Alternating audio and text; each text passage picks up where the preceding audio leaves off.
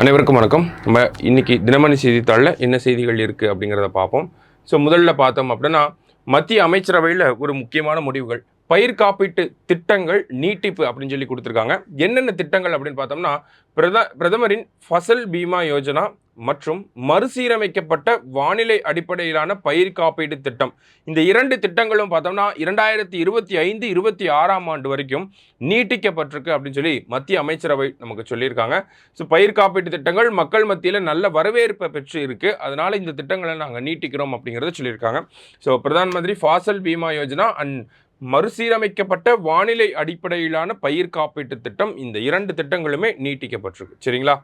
அடுத்ததாக பார்த்தோம் அப்படின்னா, நம்ம டிசம்பர் மந்தோட ஜிஎஸ்டி கலெக்ஷன் ஃபர்ஸ்ட் பார்த்துறோம். ஜிஎஸ்டி கலெக்ஷன் எவ்வளவு இருக்குது அப்படின்னு பார்த்தோம்னா 1.77 lakh crore, அதாவது 1.77 லட்சம் கோடி டிசம்பர் மாதத்தினுடைய ஜிஎஸ்டி வரி வசூலாக இருக்குது. இது போன ஜனவரியோட ஒப்பிட்டு பார்க்குறப்ப 7.3% அதிகம். இருக்கிறதுலே அதிகமாக 2.10 lakh crore அப்படிங்கிறது தான் ஜிஎஸ்டி கலெக்ஷன்லேயே அதிகமான கலெக்ஷன். இது எப்போ அப்படின்னு பார்த்தோன்னா ஏப்ரல் 2024. சரிங்களா? இது வரைக்கும் 2 லட்சம் கோடியை தாண்டினதே இல்லை. ஒரே ஒரு டைம் தான், அது ஏப்ரல் 2024 தான். சரிங்களா? அடுத்ததாக பார்த்தீங்க அப்படின்னா, இந்த செய்தியை கேள்விப்பட்டிருப்பீங்க. தமிழகத்தில் புதுசாக மாநகராட்சிகள் நகராட்சிகள்லாம் இணைக்கப்படுது அப்படிங்கிற இந்த ஒரு செய்தி.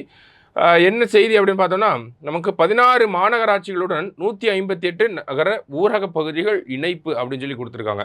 ஸோ என்னென்ன இணைச்சிருக்காங்க அப்படிங்கிற செய்திகளை தாண்டி எதற்காக இணைச்சிருக்காங்க அப்படிங்கிறத நம்ம தெரிஞ்சுக்கணும்.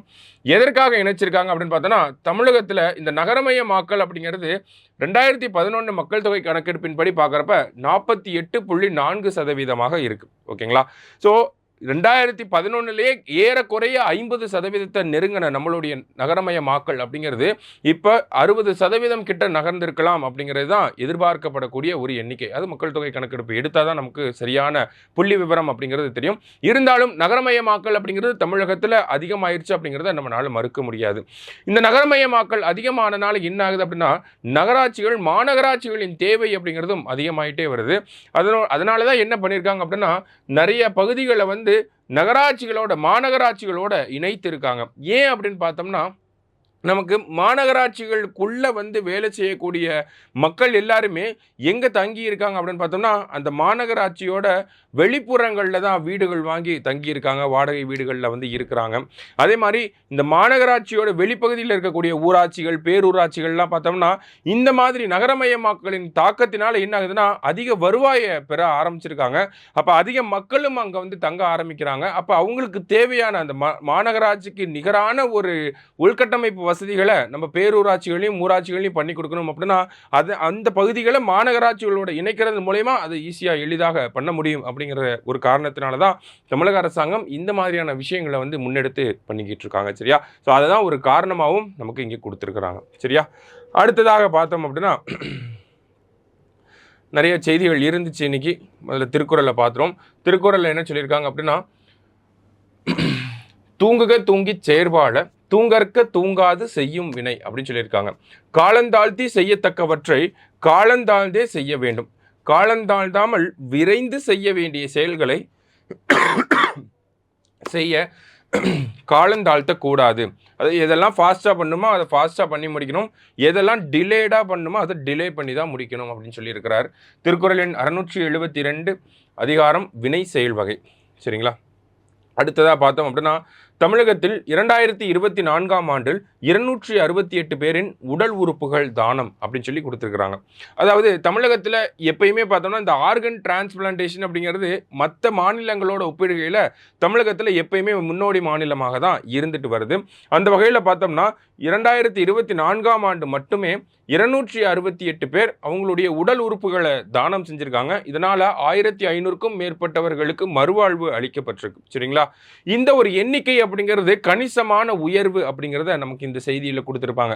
இந்த உயர்வுக்கு முக்கியமான காரணம் என்ன அப்படின்னு பார்த்தோம்னா, செப்டம்பர் 23, 2023 ஆண்டு அன்னைக்கு என்ன சொல்லியிருந்தாங்க, நம்ம முதலமைச்சர் என்ன சொல்லியிருப்பார் அப்படின்னா, உடல் உறுப்புகளை தானம் செய்யக்கூடியவர்களுக்கு அரசு மரியாதையோட உடல் தகனம் செய்யப்படும் அப்படிங்கிறத சொல்லியிருந்தார்.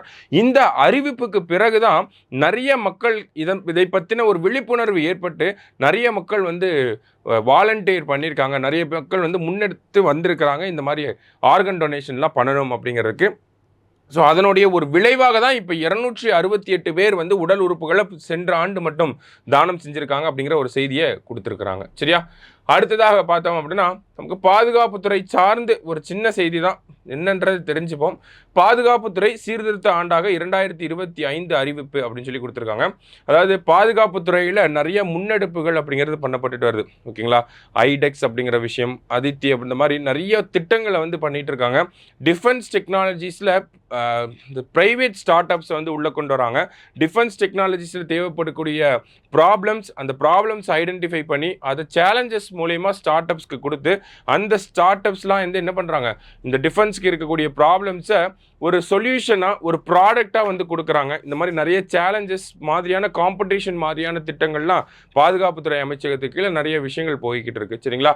ஸோ அந்த வகையில் இந்த 2025ஆம் ஆண்டு பாதுகாப்புத்துறைக்கான சீர்திருத்த ஆண்டாக அமையும் அப்படிங்கிறத நம்மளுடைய பாதுகாப்புத்துறை அமைச்சர் வந்து அறிவிச்சிருக்கிறார். சரிங்களா? வேற என்ன செய்திகள் இருக்குது அப்படின்னு பார்த்தோம்னா, இந்தியாவில் முதன்முறையாக விமானங்களில் வைஃபை வசதி அப்படின்னு சொல்லி கொடுத்துருக்காங்க. ஸோ இந்திய விமானங்களில் பெரிய அளவில் வைஃபை வசதிகள் அப்படிங்கிறது இது வரைக்கும் நம்மளால் பார்த்துருக்க முடியாது.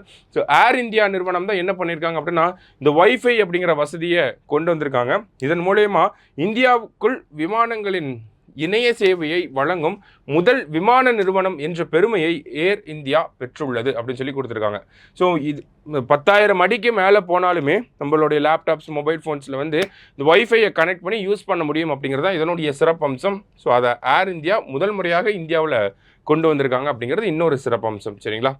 அடுத்ததாக பார்த்தோம் அப்படின்னா நமக்கு இந்த செஸ் போட்டிகள் அப்படிங்கிறது நடைபெற்று வருது. உலக ரேபிட் செஸ் சாம்பியன்ஷிப் போட்டி அப்படிங்கிறது நடைபெற்று இருந்துச்சு. அதில் நம்மளோட இந்தியாவை சேர்ந்த கொனேரு ஹம்பி அப்படிங்கிறவங்க கோல்டு மெடல் வின் பண்ணியிருந்தாங்க. அதே மாதிரி உலக பிளிட்ஸ் செஸ் சாம்பியன்ஷிப் அப்படிங்கிறது நடந்துகிட்டு இருக்கு. இந்த பிளிட்ஸ் செஸ் சாம்பியன்ஷிப்பில் வெண்கல பதக்கம் வின் பண்ணியிருக்காங்க. யார் அப்படின்னு பார்த்தோம்னா தமிழகத்தை சேர்ந்த வைஷாலி வெண்கல பதக்கம் வந்து வின் பண்ணியிருக்காங்க. சரியா? அடுத்ததாக பார்த்தோம் அப்படின்னா 2023-24 பள்ளி மாணவர் சேர்க்கை 37 லட்சம் சரிவு அப்படின்னு சொல்லி கொடுத்துருக்காங்க. அதாவது unified district information system for education அப்படின்னு சொல்லி ஒரு சர்வே இருக்குது. ஓகேங்களா? வருஷம் கல்வி அமைச்சகம் இந்த ஒரு சர்வே வெளியிடுவாங்க.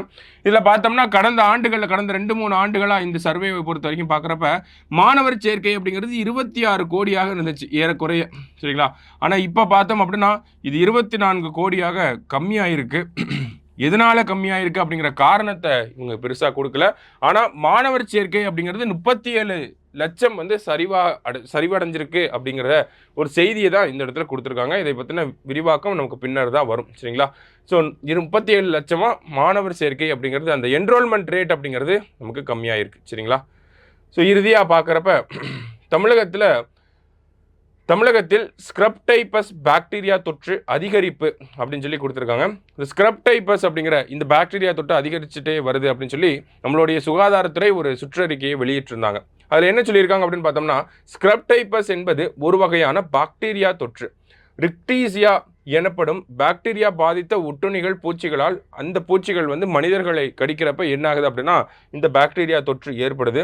காய்ச்சல், தலைவலி, உடல் சோர்வு இந்த மாதிரியான பாதிப்புகள் தான் நமக்கு அறிகுறிகளாக இருக்குது. ஓகேங்களா? ஸ்க்ரப்டைபஸ் பாக்டீரியா தொற்று, ரிக்டீசியா அப்படிங்கிற இந்த பாக்டீரியா பாதித்த ஒட்டுண்ணிகள்லாம் நம்மளை கடிக்கிறப்ப நமக்கு இந்த ஒரு பாதிப்பு அப்படிங்கிறது ஏற்படும். ஸோ இதுக்கு என்ன டெஸ்ட் பண்ணுறாங்க அப்படின்னு பார்த்தோம்னா எலிசா டெஸ்ட் தான் வந்து பண்ணுறாங்க. ஓகேங்களா? என்சைம் லிங்க்டு இம்யூனோசார்பன்ட் அசே அப்படின்னு சொல்லுவாங்க. ஸோ இதெல்லாம் டயக்னாசிஸில் பயன்படுத்தப்படக்கூடிய டெஸ்டிங். ஓகேங்களா? ஸோ எலிசா டெஸ்ட் அப்படிங்கிறத பயன்படுத்துகிறாங்க. அசித்ரோமைசின், டாக்ஸிசைக்ளின் அப்படிங்கிற இந்த மருந்து பொருட்கள் ஆன்டிபயாட்டிக்காக பயன்படுத்தப்படுது. ஓகேங்களா? அசித்ரோமைசின், டாக்ஸிசைக்ளின் போன்ற ஆன்டிபயாட்டிக் மருந்துகள் இதில் பயன்படுத்தப்படுது. சரிங்களா? ஸோ இதுக்கான ஒரு சுற்றறிக்கை அப்படிங்கிறத வெளியிட்டுருந்தாங்க. ஜஸ்ட் மக்கள் வந்து பாதுகாப்பாக இருக்கணும் அப்படிங்கிற ஒரு விழிப்புணர்வை ஏற்படுத்துறதுக்காக. சரியா? ஸோ இன்றைக்கி செய்தித்தாளில் நிறைய செய்திகள் இருந்துச்சு. நல்லா பார்த்து வைங்க. நன்றி.